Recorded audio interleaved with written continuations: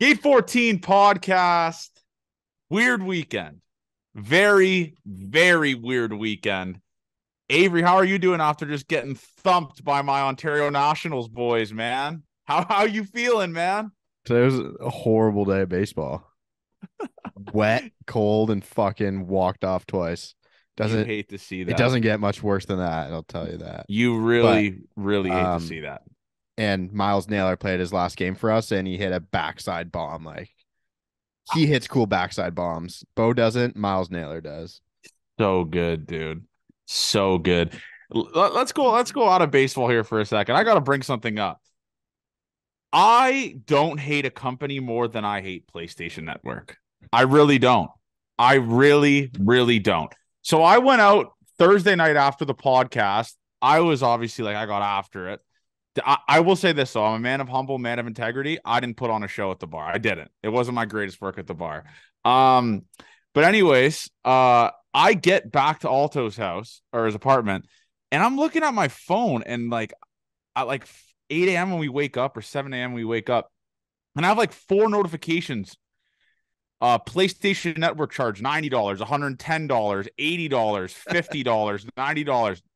And then under the notifications is someone signed into your PlayStation Network in the Netherlands at 4 a.m. How the fuck does this company not be like, what the hell? Why is this random dude signed in on from the Netherlands on a PlayStation Network account that's in fucking Toronto and racking up the bill to 550? And to make it even worse, and the listeners of the show, give me a chance here. Listen, you call the PlayStation Network customer service, you press one.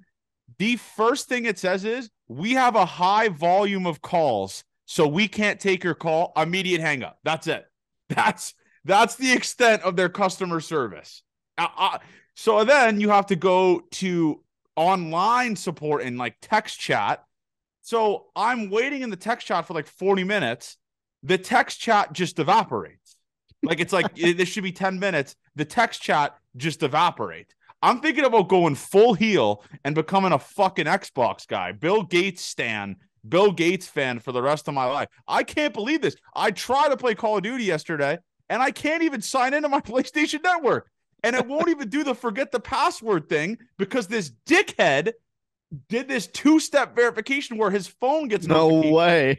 So I can't even do a two-step verification. I can't even do forget password. Why My did you email turn gets two-step on before, you idiot?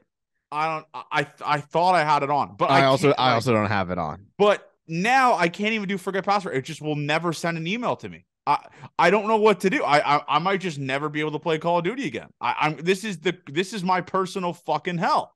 I can't believe this is real. And I was logged on to play COD last night for the first time in a while too. The band was getting back together and Johnny Dutch boy stole all his money, unfortunately. I couldn't believe it. Like, and then I call the credit card company and they're like, you're going to have to wait till it's posted. So, like, 3 business days till it's posted on the account. I'm like, are you fucking kidding me, dude? It's oddly convenient that the money you're supposed to get back always takes longer when they take the money out of your account.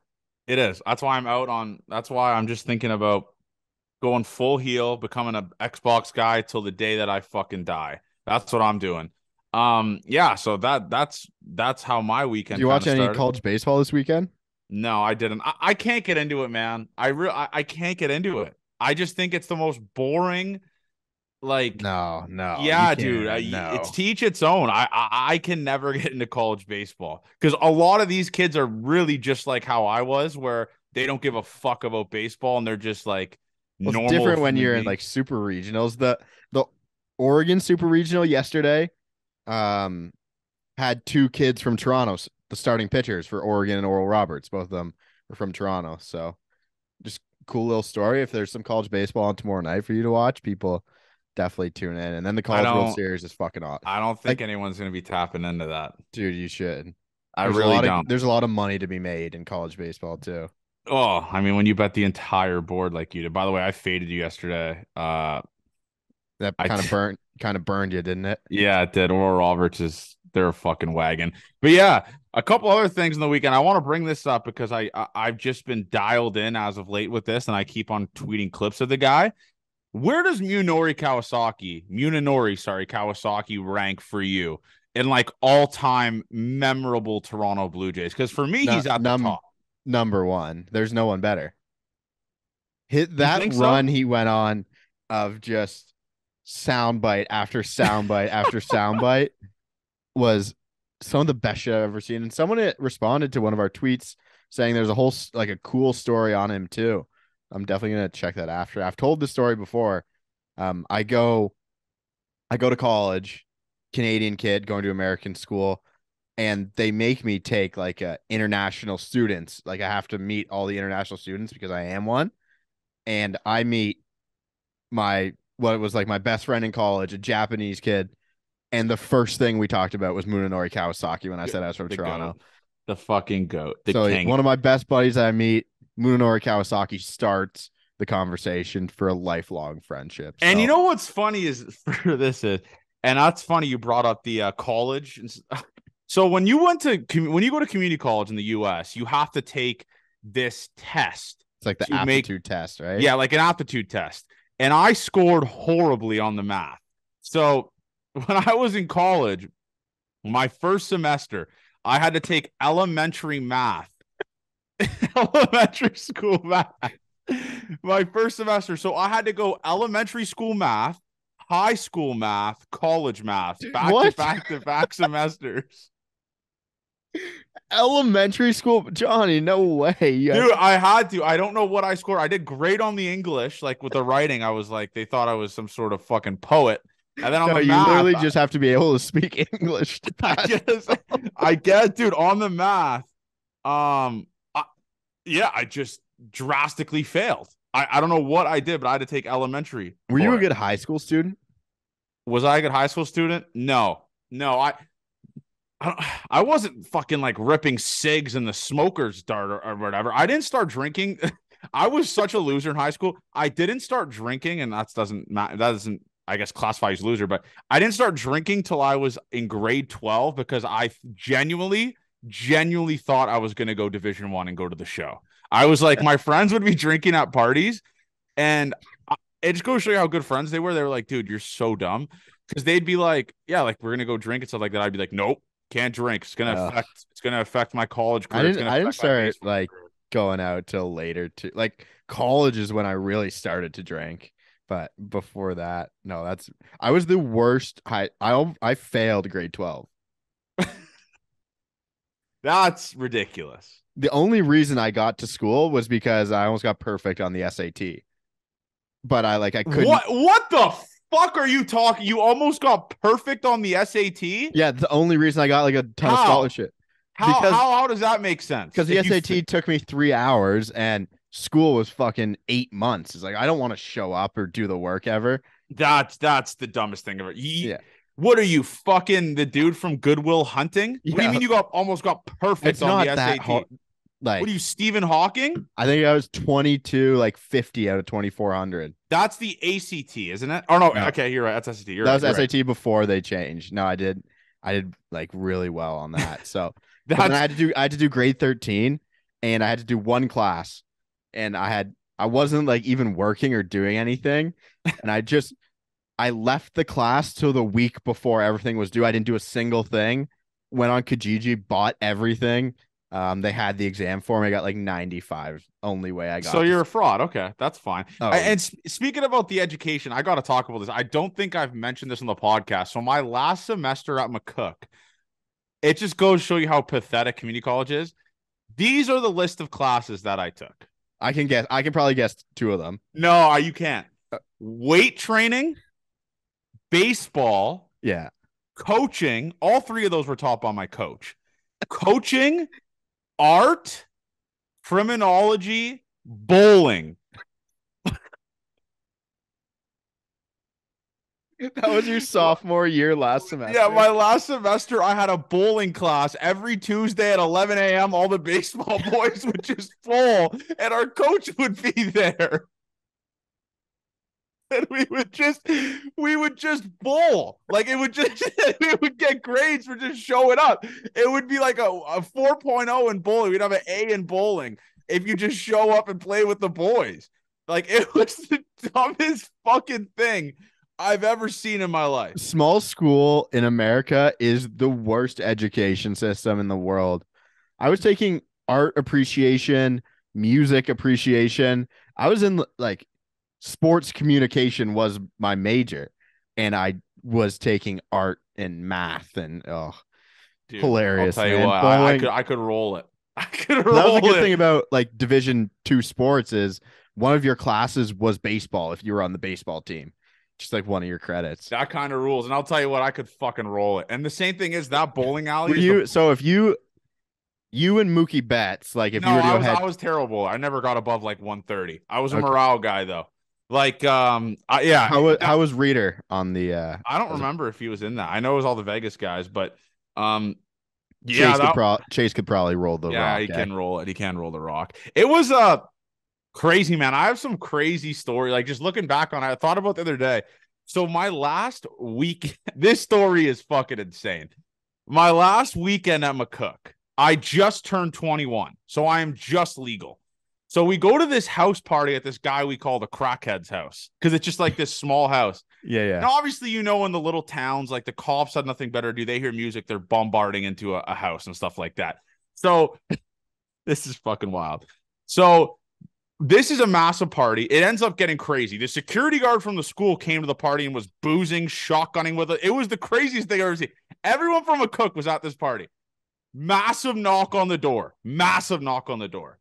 The party just goes bananas. Like our starting pitcher, both of our starting pitchers from the Saturday and Sunday, like or the 1-2 starters, jump out of the window, snap their legs, missed the last weekend when we were out of playoffs.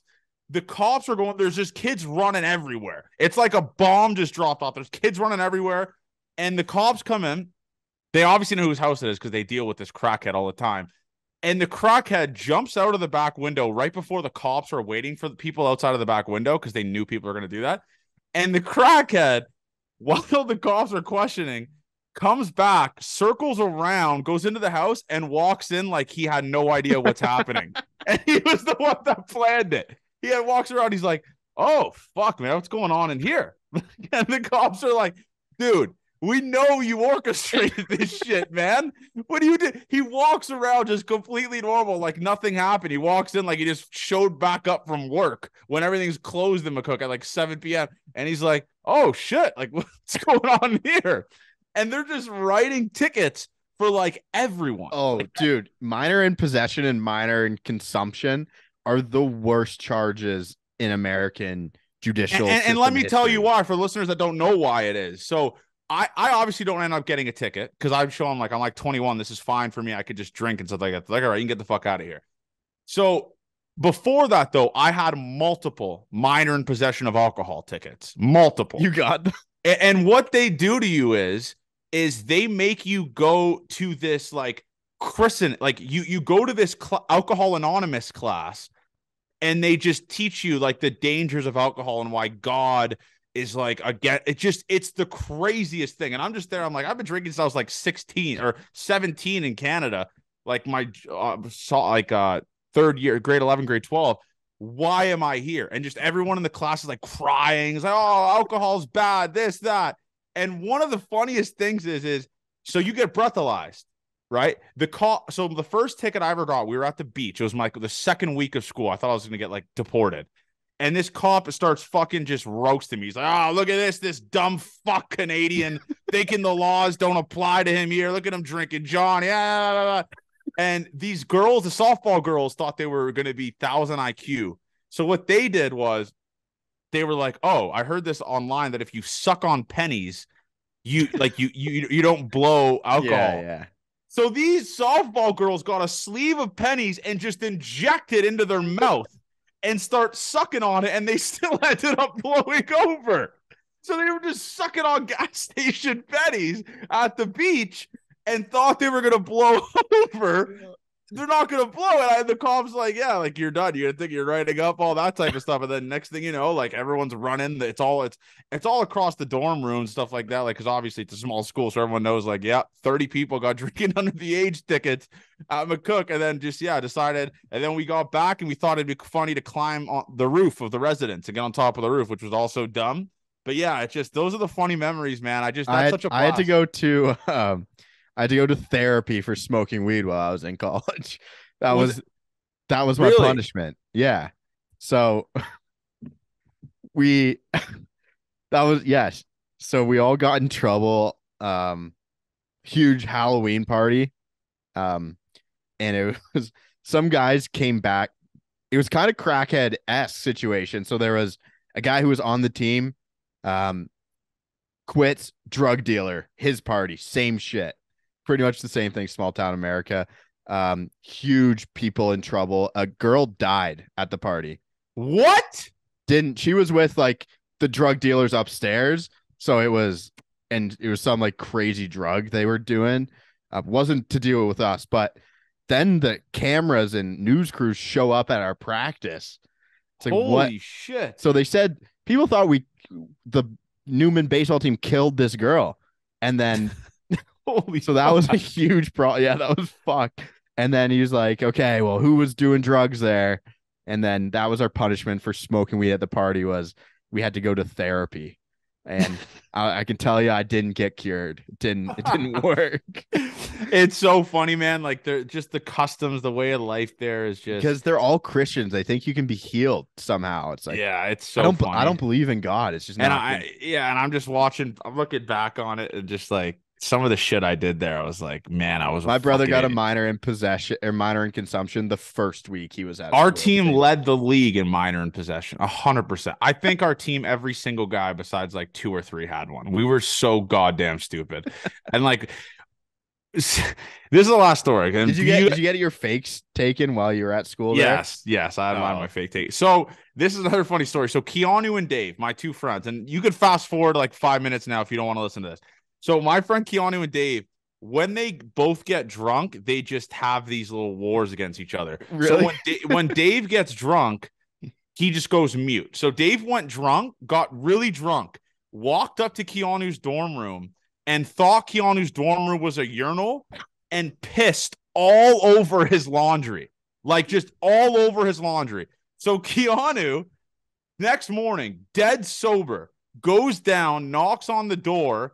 Dave opens it. Keanu says nothing to Dave, just walks straight through and just pisses all over his dorm room, all over the dorm room. And so the listeners know this. There is no maids there. That's it. Your dorm room is your dorm room. There's no cleaning service coming to clean it up. So those rooms just reeked of piss for like the next 4 days. But yeah, that's how fucking dumb we were at McCook, man. Bachelor Mondays, we used to slap the bag around. It was so dumb. It was electric. But yeah, I miss those days. I really do. I wish I didn't take them for granted like I did. Because once I knew I was shit at baseball when I was there, I was such a fucking idiot. Holy shit. But It's I kind of made a it worth great it. feeling when you know like nothing's gonna happen. Might as well make some memories with the boys. For sure. For sure. Let's go into the Blue Jays baseball, man. I mean, I got there's an elephant in the room. It's John Schneider, and every single Toronto Blue Jays GM, Twitter manager. And I'm actually under the impression, Avery, maybe you could talk me out of this, that in like 10 to 15 years from now, I think that there will be an option to have Twitter manage a baseball team at some point. Like the Blue Jays will tweet, "Who do you guys want out of the No, pen it'll right be. now?" Do you remember fan controlled football? Yes. Oh, you think that's what it's going to be? That would be. I actually would kind of die to see that. That would be Like awesome. just have like the Twitter GMs just have at it. And if their decisions end up fucking up, they're like, "Oh, maybe I'm not cut out for Fire this." Zach Marshall. Yeah, maybe I'm not out for this. Yeah, I'm under the impression though that at some point there will be a little bit of influence from social media in the decisions that are made on the Major League Baseball field. I don't think that's a hot take. Um, yeah, the Savannah Bananas will get on that soon. Almost sure. But yeah, the John Schneider stuff. How many people have been fired for bullpen mismanagement? Or is it just Or is it just rooted in every manager losing games and that's why they get fired? I think it's just stuck in that. It's like, hey, if you're gonna mismanage a bullpen every single every single game and it leads to losses, yeah, you're just gonna get canned because of your record shit. Yeah, it just this is my thing though, is like he's handed such a good team, John Schneider. And I mean, last year he didn't underperform, but this year you could definitely argue he's underperforming and has cost the team games. And let's go into it.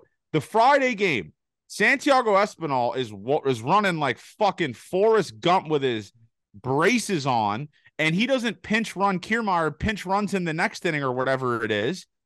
And then like he could have scored. It's the little things like that when Espinal's like limping to third on a single or a double from George Springer that could have ended up scoring him and not pinch running Kevin Kiermaier. It's little things like that that have really pissed me off. It's the Bowden Francis situation, taking him out at 33 pitches for Adam Simber, who pitched the day before, who fucking sucks.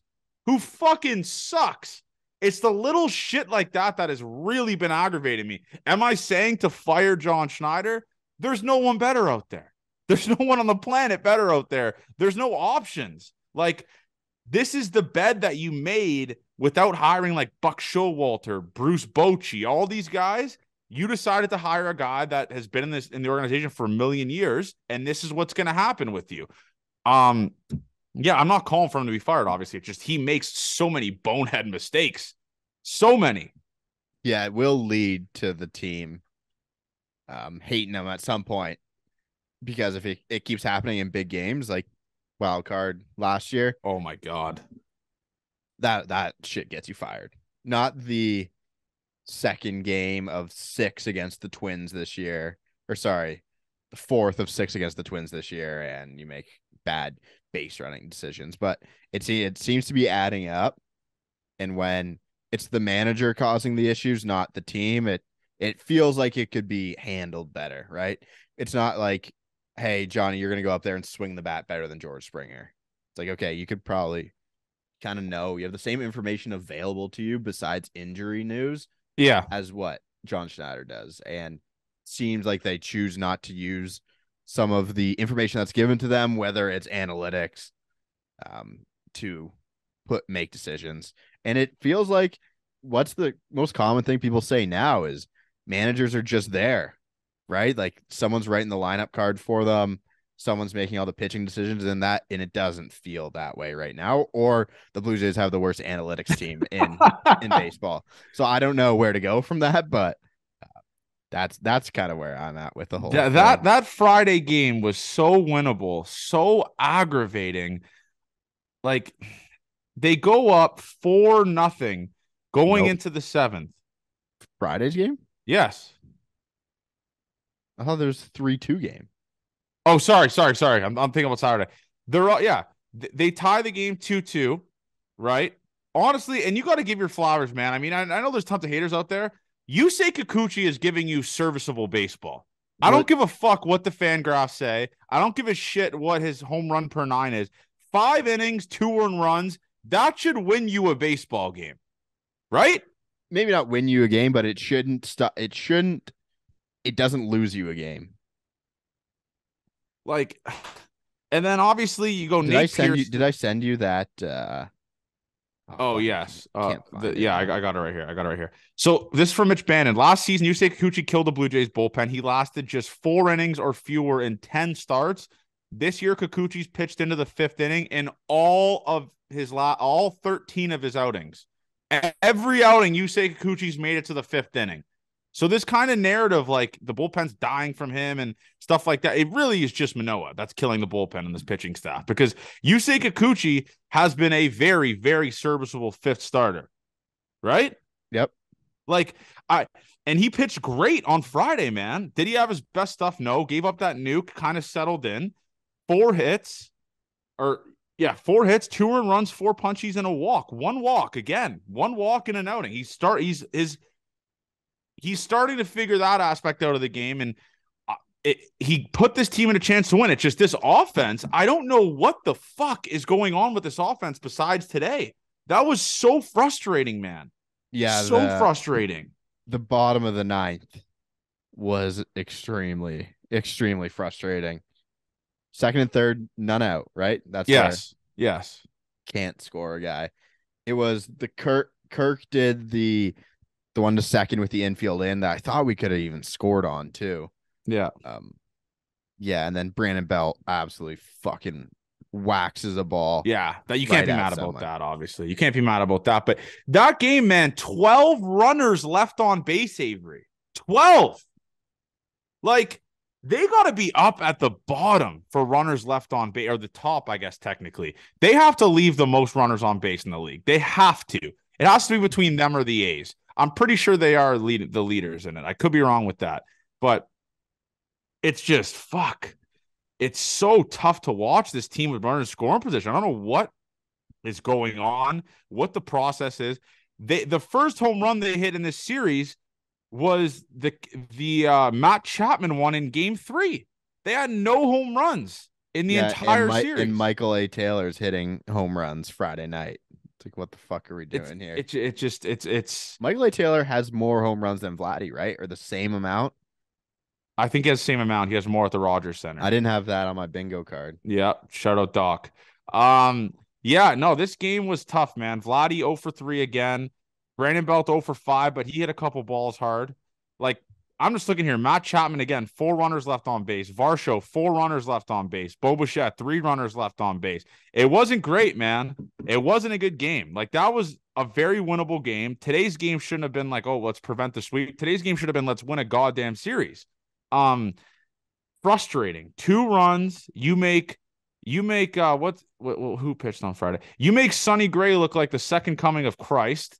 Um, Leaving runners on, not scoring guys, stuff like that. It just was that, in your opinion, the most frustrating game of the series, or was the Saturday game when they had a four? Saturday was. Both games extremely winnable, so both are frustrating in their own points. But I think Saturday's probably worse. So there's a stat on Fangraphs, just clutch, how clutch a team is. Where do you think the Jays rank in this stat? I don't know what goes into it, but it's definitely like 19th, win probability added or lost. 19th, Nope, way worse. 28th A little better. 25th in the league. in Clutch. clutch. Clutch Holy situations. shit. So That's they yeah, that's not going to win you fucking World Series. That's not going to win you playoff series and for you want to guess who's kind of at the top? Some surprising ones, but some good ones here. Baltimore, far and above the best in this stat. Arizona, then it goes the White Sox, Angels, Rangers, Guardians, and then the Nats are up there. Baltimore's up there. Wow. Yeah. Yeah, That is wild. It's just, I don't know, man. It's just weird. That Friday game, I guess we'll just leave it at that. Not scoring there. Second and third, for the heart of your order, no runs is laugh out loud embarrassing. Laugh out loud embarrassing. I can't believe that happened. Like, that was absurd. 93% win probability. Was second and third, none out. Jesus Christ. Only the Blue Jays, brother. Only the Blue Jays. Let's go into Saturday's game. Because for me, that was a fun game. And I'll tell you why. Trevor Richards, 3 innings, 7 punchies, puts on an absolute masterclass, Cy Young performance. This guy, he's going to win some sort of Gate 14 award this year. I don't know what it is. Silver Fox of the Year. Just for Men Player of the Year. I don't know what it's going to be, but he is going to win a Gate 14 award this year, and you could book that. That was insane, Avery. He had six. I think he had 16 or 17 whiffs in 15. 3 innings. Sorry. 15. In total, he had where are whiffs? Yeah, 16 here. 16 whiffs, Avery, in 3 innings. Is that not the most ridiculous thing you've ever heard? That's fucking insane. From the Trevor Richards we saw last year, you told me he would start a game and have a whiff percentage. Start a game and replace Manoah. Yes. Oh, I would be suicidal if I heard that. But he had a 70% whiff rate. They took 23 swings. They whiffed on 16 of them. That is nuts, man. He was throwing his changeup in the zone. He threw 32 of them. He threw his changeup in the zone 13% of the time. and He's he the should have. best. He's the best. He's a silver fox Marco Estrada. He's And Marco Estrada reincarnated, bro. so all of his pitches, all of his changeups outside of the zone, they were swinging at 54% of them. He's the best to ever do it. He's the best to ever do it. He What a fucking rules. What a start. but What an opener. When's the next Trevor Richards day? Feed me that shit. for me, I thought it was weird they went Mesa right after too. Me too. I thought they were going to go Bowden Francis, but maybe they wanted to get a different look. I truly don't know. I thought they were going to go Richards, Francis, Simber, Mesa, that kind of range, depending on the game. But Richards and Mesa were lights out. I mean, 9 strikeouts and 4 1/3 between them two. That's absurd. That's fucking absurd. That is, it's been crazy. Hats off to Trevor Richards, man. Mike Wilner did roast you. For saying, for the Sun comment. Yeah. Mike Wilner could go fuck himself. Just behind us in the charts, like per usual, bum. Yeah, that game was crazy. They get the early lead, and you got just Richards, Mesa carving. And then honestly, I want to, like, I know we said give your flowers on this podcast. I want to tip my cap to Bowden Francis. His stuff looked insane. He was a couple of pitching ninja videos, this guy. He was on some pitching ninja videos. 2 2/3, 1 earned run. He's at 33 pitches when he's stretched out to 80, and John Schneider takes him out for Adam Simber. That was the turning point of the game because Francis leaves the game. Adam Simber comes in, 0.1 innings, 5 hits, 6 earned runs, 1 home run. What do we do with Adam Simber? He 9.35 ERA since coming back from the IL. I want to add that as well. 9.35 ERA since coming back from the IL. Like, I hate the fact that I'm about to say this because he deserves what happened to him. Probably be a nice Anthony Bass spot. No? I don't know though, man. Anthony Bass was terrible against Houston. Fucking terrible. Sure. Like but you're comparing shit to shit. I mean, these are two guys with 5 ERAs. One guy, Anthony Bass, can miss bats way more than Simber could have. And it's like you don't do anything with Simber because you just got rid of a guy who would kind of take Jay Jackson is he? Jay Jackson's better than Adam Simber. That's not even a hot take. He's better than Adam Simber. Okay. That's $1 million guarantee. And Jay Jackson might be better than Anthony Bass right now. If Jay Jackson was carving when he had to replace Manoah, like, he deserves a shot.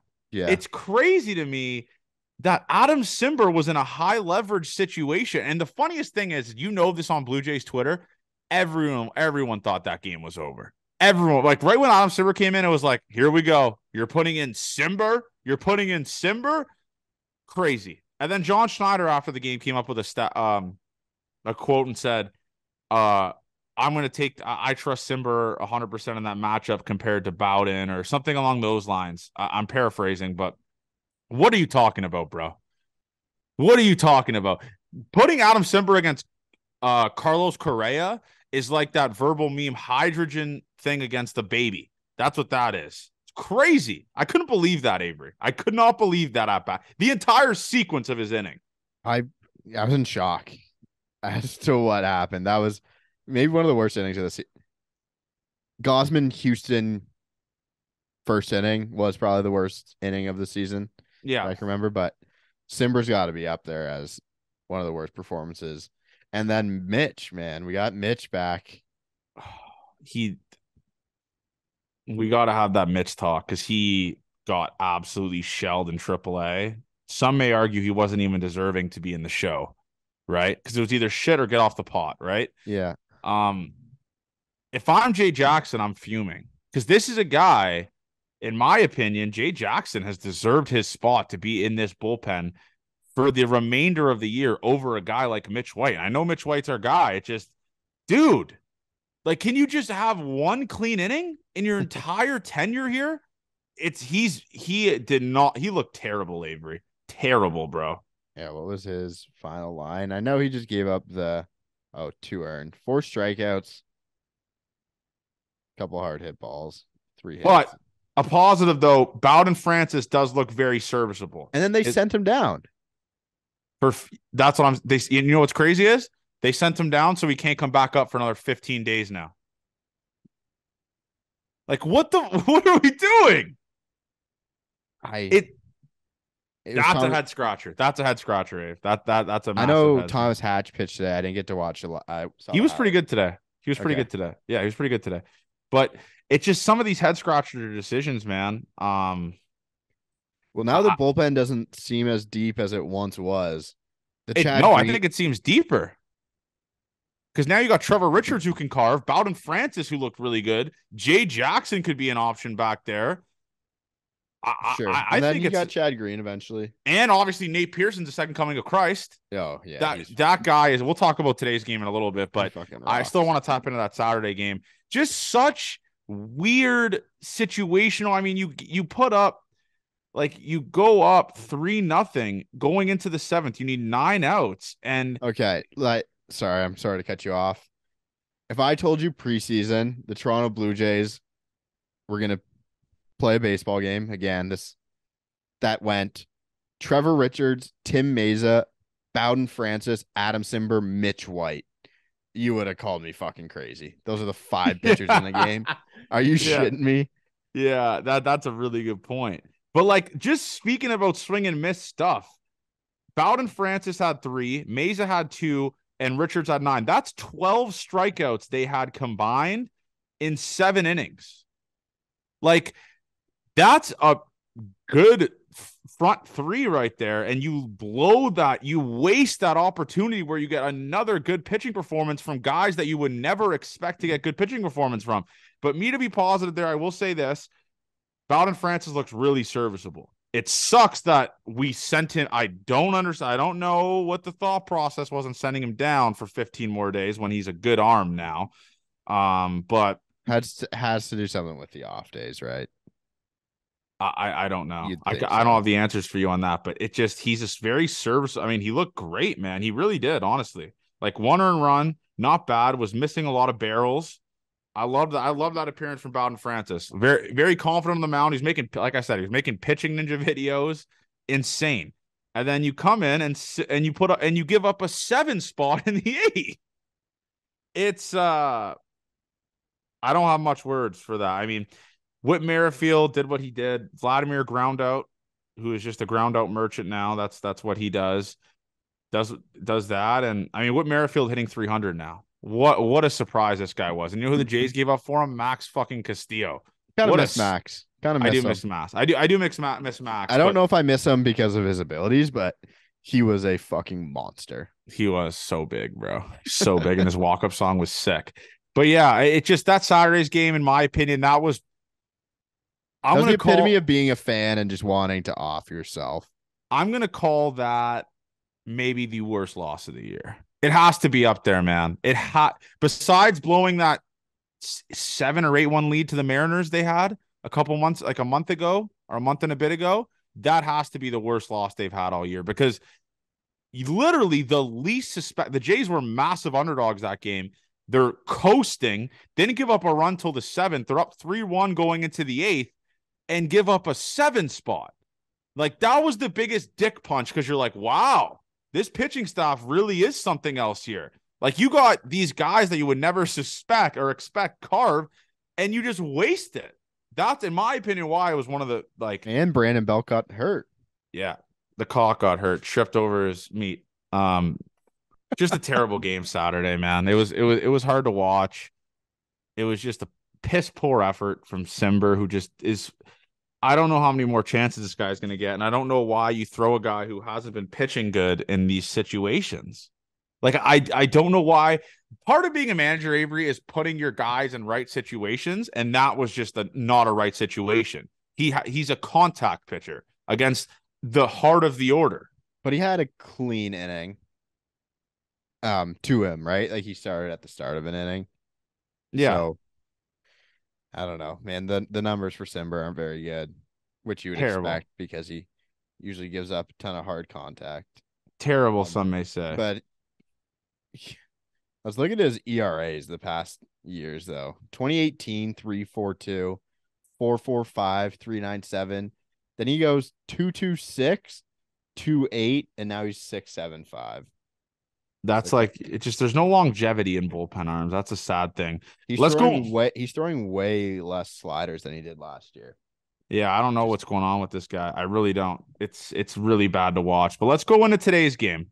Let's go into the positives here. Let me tell you this, Avery. If I told you going into this weekend that Kikuchi, Trevor Richards, and Gossman would pitch, and Kevin Gossman would be the worst, you would call me the biggest idiot of all time. Kevin Gossman gave up 6 runs. Kikuchi gives up 2. Trevor Richards, Mesa, and Bowden, those three, I guess you could say the bullpen slash openers, gave up 0 or 1, sorry. And Kevin Gossman gives up 6. Is that not the craziest, most Toronto Blue Jays shit you've ever seen? Is it yep. not?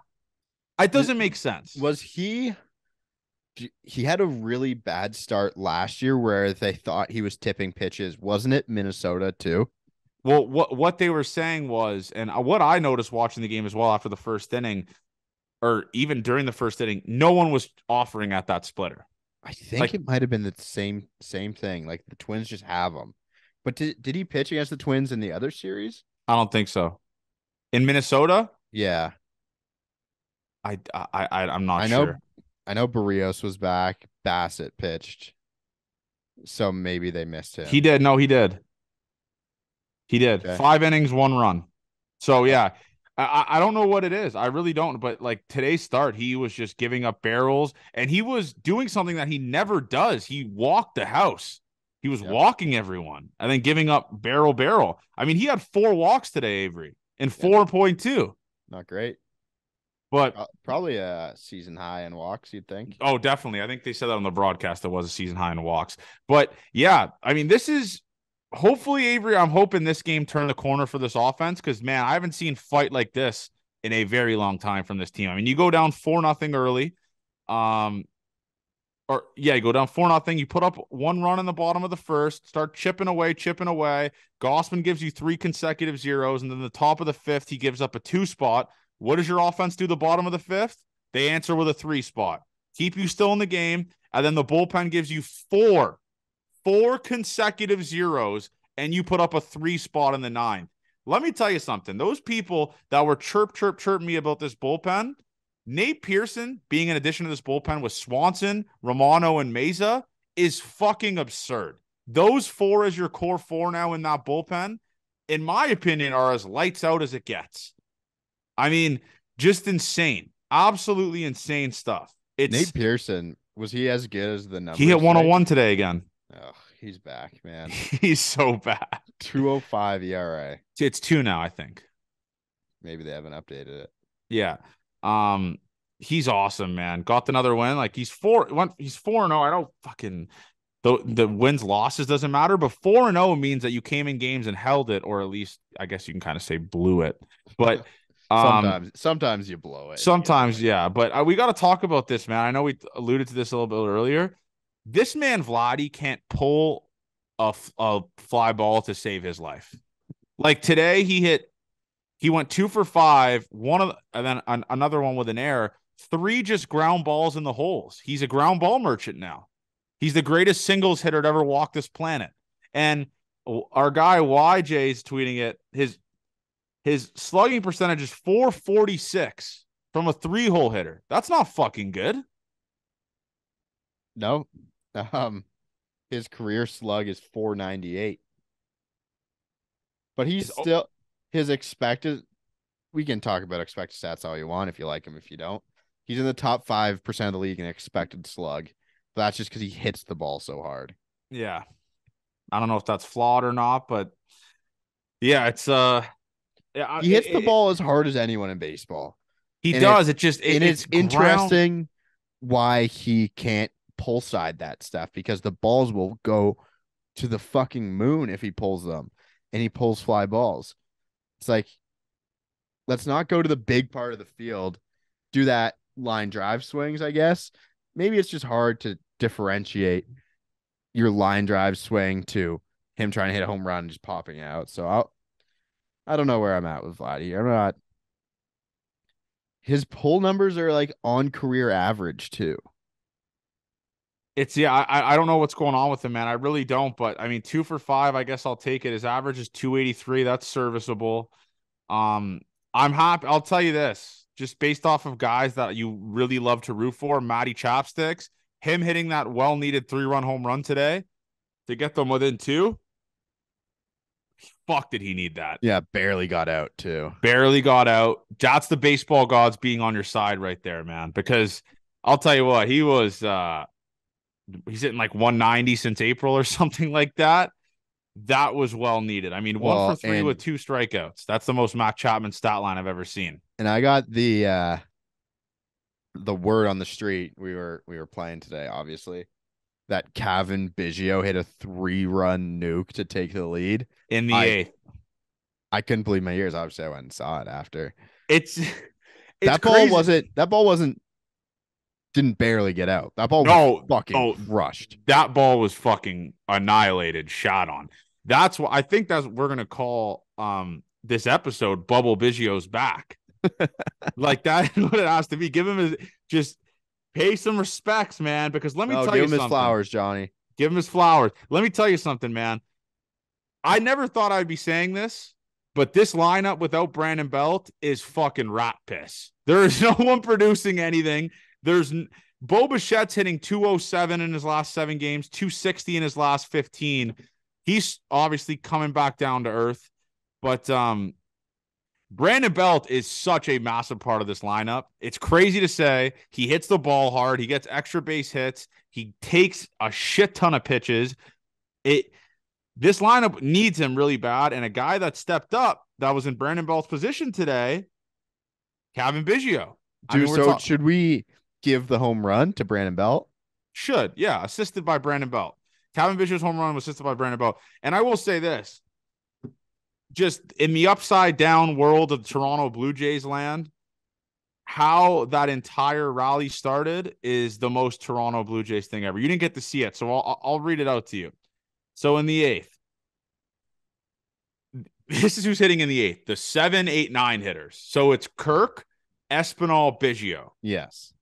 Personal hell for a guy like me. Like I tweeted, luckily I couldn't get old takes on it because I said I'm excited to see what happens here. Kirk single. Yeah. Kiermaier pinch runs for us, or Espinal single in the gap.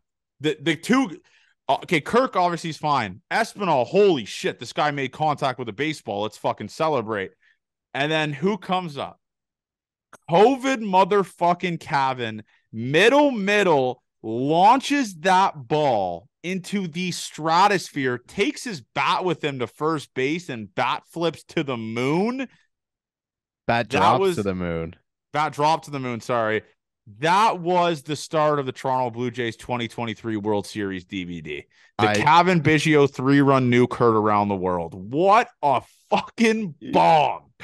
I said those exact words. That's what came out of my mouth. I said it's going to be the Blue Jays, the start of the DVD. And like just the upside down universe, because then the next 3 hitters, Springer, Bichette, Guerrero, ground out.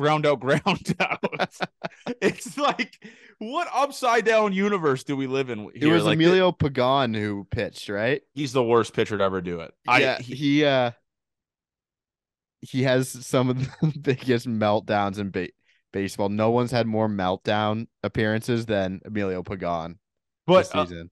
The thing is, I know we're talking about like the middle of the order doing their thing. Vladdy 2 for 5, Chapman 1 for 3, Varsho 2 for 4, Whit Merrifield 1 for 4, Kirk 2 for 4. That I'll take that. And then you know what? You talked about Thomas Hatch, a guy who obviously got ragged on a shit ton this podcast, rightfully so, because he was the July 2nd starter around the world. Yeah. 1.1 innings today, 2 hits, 1 walk, 3 punchies. And then Nate Pearson comes in, 2 innings, 1 hit, no walk, 3 punchies. This bullpen gave you 4.1 innings of 0 runs. 0 runs to keep you in the game. If this bullpen doesn't throw up zeros, that comeback, this team is dead. They're non-existent with that comeback. So Thomas Hatch, man, welcome back, brother. Welcome fucking back. The Hatchster. I can't believe you said that. Thomas I can't. Hatch, man.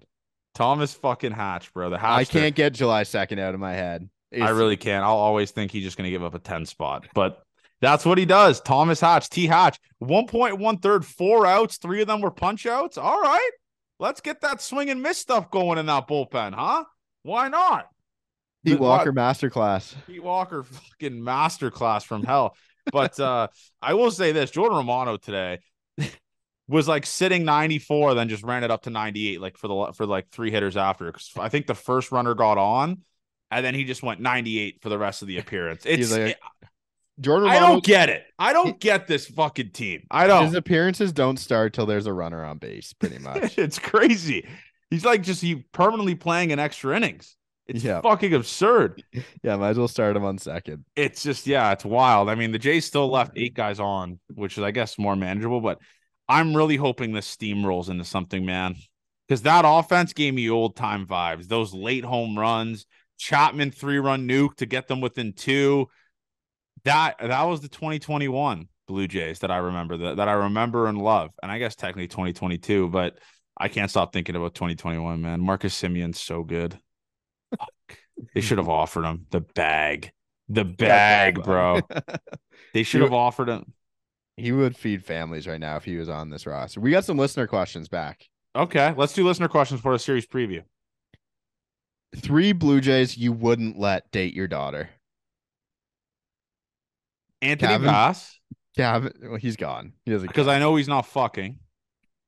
He's religious. I obviously you want that's fucked up that I just said that. But yeah, Anthony Bass. Okay, we'll go back and forth. Snake drop, back forth. I say Anthony Bass. Who do you say? Cavan Biggio. Really? Why is that? I think he's a dog. Yeah. You think he's a fucking dog? Yeah, I think he gets around. I'll say I'm trying to think who else here. We'll do 3 each. Is it that? Obviously that's what the question says. I'm gonna go with Matt Chapman. Actually, no, sorry, not Matt Chapman. I was gonna say he's too good looking. I'm gonna go with Whit Merrifield. He gives me weird vibes. Interesting. Like weird, like he's gonna like cheat on you and not give a shit vibes. I don't want my daughter dating a guy like that. Okay. Yeah, interesting. I'll go, I think, yeah, he's just too good looking. I'll go Jose Barrios. That's a great one. Just a great looking guy. That's a really good one. Can't have that. Yeah, I will go. This is a phantom one, and I don't know why I'm even saying this. Nate Pearson. He's just not aesthetically pleasing to look at. Like he's just a weird guy. I know him personally, just like a different guy. I'm gonna go Nate Pearson's my last pick. And then I'll go Pete Walker. Oh my god. Yeah. What a fucking cheat code that was.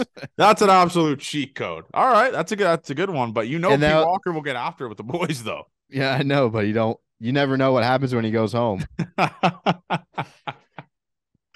Yeah, it's a good point. What's all right, another one? The next one is 3 Blue Jays you would let date your daughter. Oh, this is simple. I don't even think we need to draft on this. No, it's not draft. I think it has to be Kevin Gausman. Kevin Gausman won. I'm gonna say Bo Bichette because I've heard he doesn't go out. He's like a homebody and is like kind of keeps to himself. So he's gonna be loyal. And there's an easy third. If you get this wrong, I'm gonna be pissed. You say Coochie? Yep. Yeah, he is. He's treating her like gold. You say Kikuchi's got to be on that list. Yeah, that's a good question. That's a great question. Okay, this is another one. Let's do the Jays dream blunt rotation. Munori Kawasaki, okay, obviously. Kevin Gausman, obviously. I don't know who the third would be. Who are you thinking? I was thinking Orlando Hudson had to be. O-Dog. That's a great 3. Kawasaki, O-Dog, and Kevin Gausman. Are you kidding me? The stories around that table. The stories around that table. Yeah. Elite. That's probably my Jays dream blunt rotation too. Holy shit. And then the nightmare one would have to have Mike Wilner in it. Yeah, for sure. Mike Wilner. And one final one. If Johnny had to watch one movie for the rest of his life, why is it The Notebook?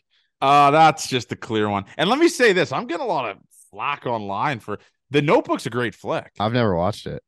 That's fucked up. That's your homework. The Notebook off day tomorrow. You can watch it tomorrow. The Notebook is I can't put it into words. It's such a beautiful movie. It's just Is it your go-to like first Netflix and chill night with a I lady of the month? I can't. I don't think it would be. I don't think it would be solely based on the fact that one, it's too sad, and Oh, it's two, sad. it's kind of sad. I can't ruin it for the. I'm not going to ruin it. We'll This talk movie's about. been out for decades, Johnny. You can talk I know about the we'll no. talk, but I don't want to ruin it for you because I want to do a review next episode, and listeners Okay. going to hold you accountable for it. Um, yeah, it's not sad. Yeah, I guess it kind of is sad, and also it'll make I get teary eyed when I watch it every Really? single time. I feel like the females actually might like that, but I do. It's such a romantic, such a good movie, just an absolute. It's the Mona Lisa flick. It's the best romance movie of all time, in my opinion. It is, but yeah, it's all time. I love watching it. It's a great, So obviously. my favorite movie of all time that's not a romance one is Gone Girl. I fucking love that movie. It's a good I think movie. I think it's an absolute masterpiece. That's a good movie. There's a lot out there. Like rom coms are all time too. Actually, They're all like the same. They're all the same. they're all the same, but they still hit. They I don't know what do. it is. They still hit different There's for a me. reason greatest hits, man. Yeah, just Rom-com. keep running them back. Like How to Lose a Man in 10 Days or stuff like that. Just keep running that motherfucker There's one back. that I watch all the time. The guy's name's Messer. They raise a kid. I fucking forget what it's called. That's the only one that I ever watch. So yeah, there's horrible um explanation of what it is, but it's just like they raise a kid that's not theirs because the parents die. It's beautiful. They fall in love and live happily ever after. Yeah. And by the way, for listening to this, can we get like an alliance of a shit ton of people to tweet at Chris Bassett to answer the DM? I mean, we DM'd him like 5 days ago. I think we've given him a decent amount of time. Check in. Yeah, just should I check in? Should I double message? No, you shouldn't. I'm not going to. But let's go into the pitching matchups, folks. Let's go into the pitching matchups to send you guys home for this week. Chris Bassett versus Dean Kramer. Dean Kramer's the guy the Blue Jays rake. Jose Barrios versus Kyle Bradish, another decent one. Who goes after Barrios? Kikuchi, right? Yep. Kikuchi against not announced for the Orioles yet. This is another mismatch series. I know I talked about this for the Twins and for the Astros. The Astros, I was right. Well, no, the Twins wasn't really mismatched. Yeah, you're right. Sorry. Yeah, in the our Twins favor. wasn't a mismatch. I didn't say that. I said that about the Astros one. But we got Chris Bassett versus Dean Kramer.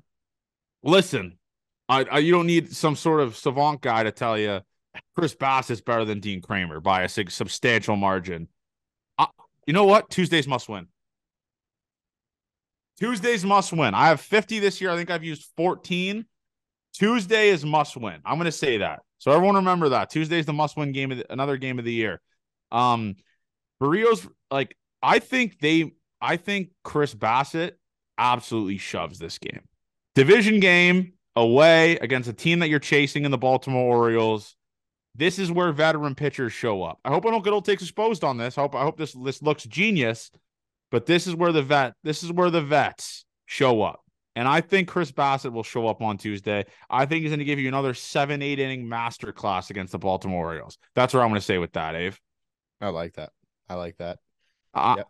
Yeah, I'm going to say Jays take. I'm going to say 2 or 3. I got to go 2 of 3 as well. I'm going to say 2 or 3. Barrios and Bassett back to back are two guys. Kikuchi stands no chance. The O's are great against lefties. Yeah, that's a tough one. But that might be the Toronto Blue Jays game that they just fucking win all of a sudden. You got to win this series. You have to win this series. You have been absolutely cat shit against the AL East, and that's going to matter down the road. That's how you gain ground on your division opponents down the road.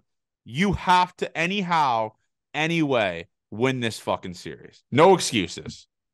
No excuses. The Orioles have kind of cooled down a little bit, I think. I could be wrong. They just faced the Royals. It doesn't really matter. But you have to win this series, man. I'm really excited for this, actually. This is like, in my opinion, it's not going to be like playoff baseball, but the stakes are raised, especially with the AL East this week. So, and you got the Orioles and Rangers back to back, folks. This is not going to get easier. This week is not going to be easy. This might be the hardest week they have all year, besides like the September series they have and stuff like that. But I'm going to say 2-1, man. I'm going to say 2-1, and I hope Vladdy launches. I need to see a Vladdy home run. I miss it.